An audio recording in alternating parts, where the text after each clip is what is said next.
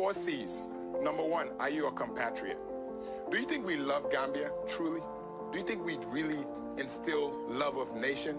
Just compare us to other African countries where they tell you what they are. Their identity is linked to the country. Seeing your fellow Gambian and knowing that they're one of you. Seeing your fellow Gambian and knowing that if she succeeds, if he succeeds, I succeed. Because I may need branding, I may need to transfer money, I may need to deliver something, I may need somebody who understands policies and frameworks. But most Gambians, we're so busy not really loving nation, where the idea of non-Gambian is becoming a competitive advantage in our country. And it's because as Gambians, the sense of being compatriot, being a compatriot, hasn't really sinked in. We're too easily divided, either by religious ties, either by political ties, either by cultural ties. What does a compatriot mean? There's so many successful Gambians outside of Gambia. I'm not questioning whether or not they're compatriots or not. But I'm also saying there's different brands of Gambians who are willing to come and build and create and shake the table and challenge the status quo, force people to improve what Gambians are getting. All of us may not live to see the fruits of what we do. It's for the next generation. So being a compatriot is something you should really instill in yourself. The second thing that I'm going to talk about with a C is, are you capable? Do you have the capacity? As a young individual, are you a student of your craft? The same way Wolof said in there one day, and the reason why I added compatriotism first is, you could be Gambian, but you're not capable. That's also an honest conversation us as young people have to instill. Are you capable? Do you have the capacity to execute what it is that you're doing?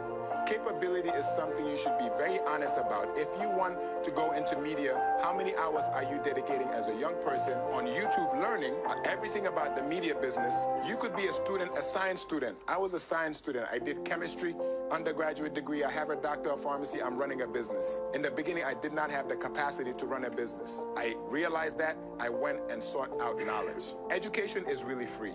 Formal education, you could pay an institution, but there are 6, 7-year-old Rwandese learning how to code from the age of 9 years old that are making more than any government official in the Gambia right now, and they never leave their house. Are you capable? If you have a friend who wants to do something, are you honest enough to tell him, why you almost Lord Deathly? How are you going to execute? Because you could be a compatriot, but if you're not capable, you still don't have right to execute something because you would not know what you're doing. And once again, going back to our institutions, if we ensure that there's capability, things are going to be executed. How long you've been somewhere does not matter. What impact do you have while you're there is the only thing that matters. Which is why as young people, we need to start coming in and just shaking the table. It's not violence. Shaking the table is defiance, showing that you're capable. If somebody doesn't want to give you a table, a seat at the table, build your own table if you know how to do it. Capability is very important. The next C, are you a credible human being? Credibility is your character. Credibility is if you tell somebody you're going to be there at a certain time, you're there at a certain time. Credibility is somebody knowing that if this person has to execute this task, I don't have to manage them. I don't have to beg them to do your job. Every single person, your amount of credibility dictates your future opportunities. Even in this room, I've worked with a lot of young individuals. It's their credibility, their character. I've mentioned Gano, I'm going to keep mentioning him because it's one of those people, because it's an unspoken language.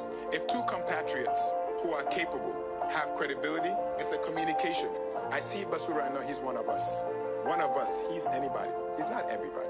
He is one of us, meaning if I have to execute something and there's a room where myself, Gano, Basiru are in the room, things are going to work because we love nation, we're capable, and what?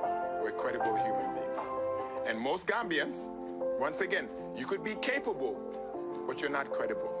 And we see it. When somebody tells you something, there's something inside of you, that intuition that tells you no. He's not committed to what it's going to take. And just start policing people in your life. Police yourself. Do I love nation? Am I building my capacity every single day without being told to do so? And if somebody was to ask somebody else about me, would they consider me a credible person? Would they consider me a person of high moral character?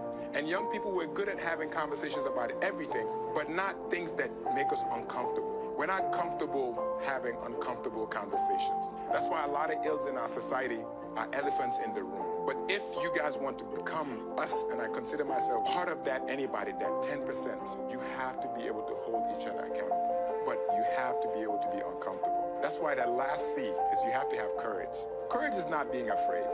The biggest myth about most leaders, most people that society may deem successful, we are more afraid than the average human being.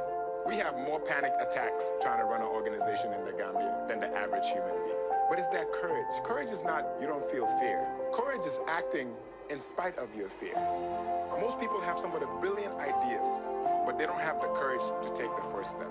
And going back to where I started, in your 20s you have an idea, which is the greatest manifestation of God. Human beings are closest to God because He gifted us with an ability to create something out of nothing.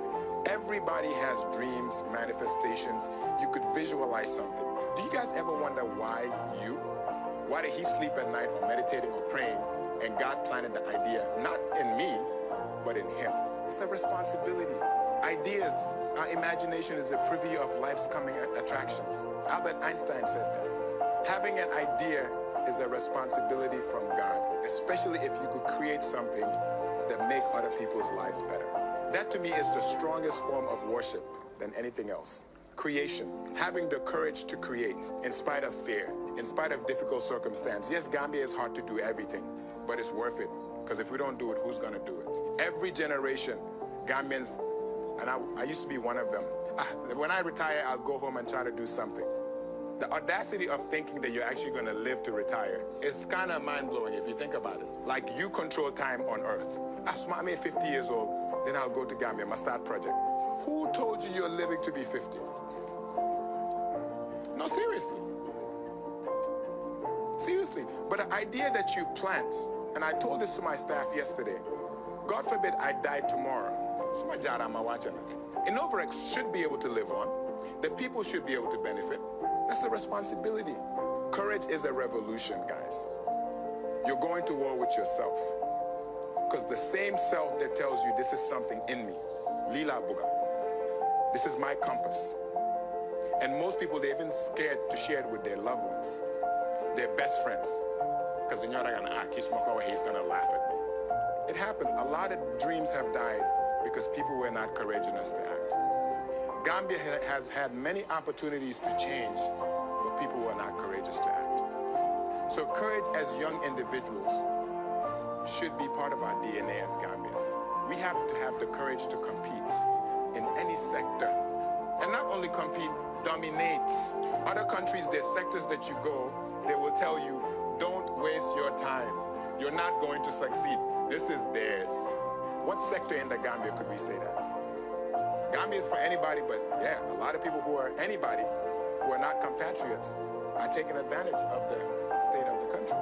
When are we going to fight? And not fight violently. Fight is creating value that's superior. That's not Gambia. Fight is being so intentional about excellence because we have courage, we're credible, we have the capacity, and we love country. That people have to know, even if you want to exist with me, you better be ready to bring your A game every single day. If not, I am going to dominate you for us. Because anybody who makes it in Gambia and builds any business or organization or institution, you are forcefully keeping our wealth in this country.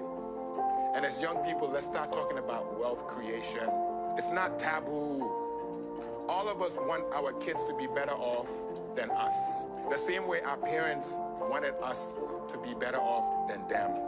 It's every iteration, slow improvement, Kaizen, wealth creation is not taboo. We have to have the courage to want to not only build our country, but keep the wealth in our country. And you have to be intentional about it. So from a youth promotion business standpoint, whatever you do it to not only create wealth, do it to dominate, do it to add value, do it to hold each other accountable. Where if somebody is not ready to be courageous enough, if they're not credible, if they don't have the capacity, and they don't love country, they should not deserve to be in your space. And we have to be vocal about it. Mayo Denkute, we're made for a different cloth. Not everybody could go. And like most things, and you're in a state as any human being in the world, from about 21 to 41, everything you do Every person you bring in your space is like an elevator. They're either going to go up with you or going to bring you down. Choices. I know you love country.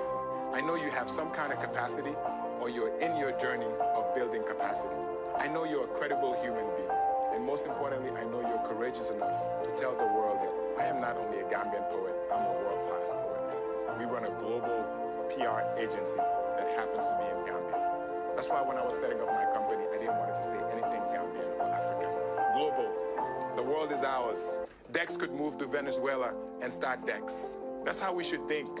Export our excellence. Because if you have those 4 C's, any place in the world is your playing ground. So even think about it when you're building brands. Don't think Gambia. You're limiting yourself. You're giving yourself a ceiling when God maybe doesn't have a ceiling for you. Be intentional about what you put in the word. Because once you put it on paper, it means something. That's the first contract that you sign with yourself. Because we have an opportunity to change our country, guys. We're behind, but we're so small. Small things have massive impact.